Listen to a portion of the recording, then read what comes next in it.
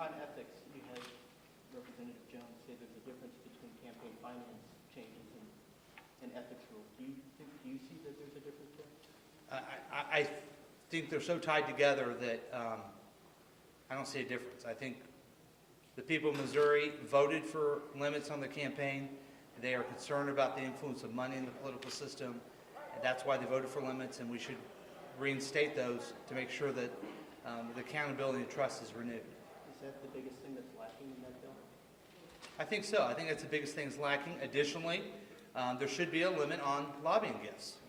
Additionally, there should be a limit on revolving door.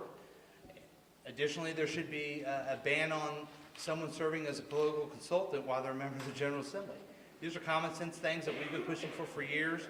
The governor has been out in front on this, and they just decided to do a very small portion of it. Does your caucus have opposition to getting rid of the state holiday? You know, you're talking about the Democratic caucus, 74 diverse members. There was some opposition. I personally, I'm not speaking on the caucus, had a little hard time getting rid of Harry Truman's holiday. I'm from Independence, Missouri. So, yeah, we had some diverse views on that. You know, what we continually try to say is we need to look at things in a balanced approach. We were open to the ideas, but, you know, again, that was an idea that some of us were for, some of us were against. The holidays bill was one of several that needed to pass to achieve the savings in the budget. Since those didn't pass, is this a balanced budget? It's not before the government. Yeah, again, to me, it goes back to what we've been saying before, that you continually cut. It's not going to work. You got to have a balanced approach to bring things in. Some of these bills were simply cuts, and they didn't happen. So now, because of the inaction of this Republican legislature, the governor's going to have to again fix the budget for these guys, and it's not the way we should be doing our budget process. So no, it's not a balanced budget, or It doesn't look balanced to me. Does the balanced approach mean tax increases? Well, I'll give you something that we should have done, and we pushed for it. Again, this whole General Assembly didn't go for it. It was streamlining the way we collect sales tax, especially through internet.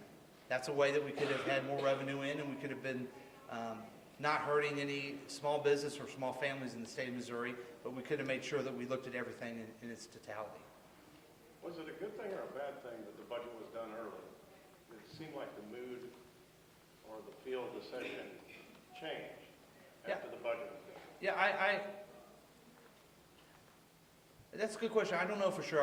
I remember having the discussion about almost like it was a balloon that we worked so hard and went at that point, and then the energy or the momentum of the session died. But to me, it goes back to the lack of real policy commitment by this speaker who there was nothing he wanted to do, nothing he was willing to do. So we spent our time on non-binding resolutions. If we worked on real legislation, we would have got the budget done and spent our 2 weeks working on increasing jobs, bettering our education, doing the things that they want us to do. But if you have a leader in the General Assembly that doesn't want to do anything, it's a little hard to get things passed. Which, I'll say at this point, it's good we're going to have a new speaker, and the next one's going to be Democrat. I'm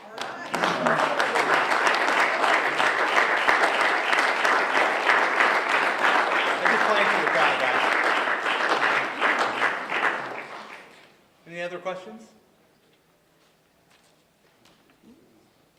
Okay. Thank you.